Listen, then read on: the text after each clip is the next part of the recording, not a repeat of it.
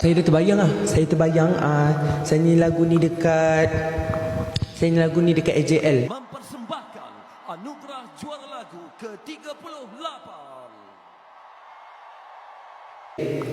Saya naik kan. Okay, waktu tu saya pakai baju Arab macam tu kan.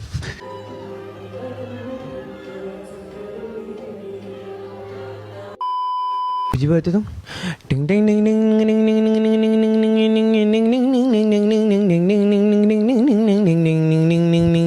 ding ding. خليك وياي ليلة خذ قلبي وتنال وحبنا مولع. Tiba berhenti. Akak tahu apa terjadi lepas tu? Harzan masuk.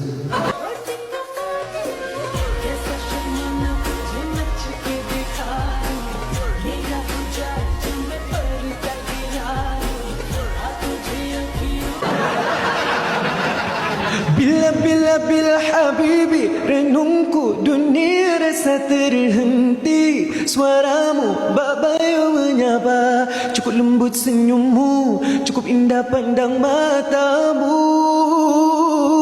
Malam habibi. Waktu tu Harzan joget.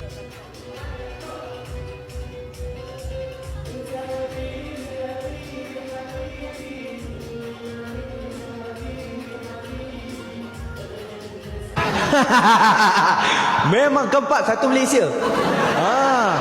Harzan lagi berjoget. Main-main. Habis kan.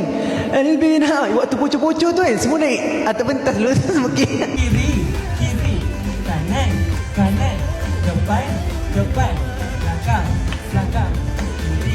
Kiri, kanan, depan, belakang.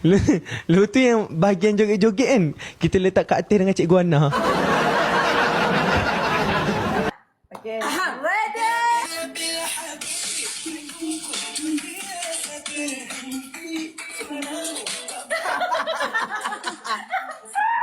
Kat atas apa benda kat atas? Bos long jangan lupa.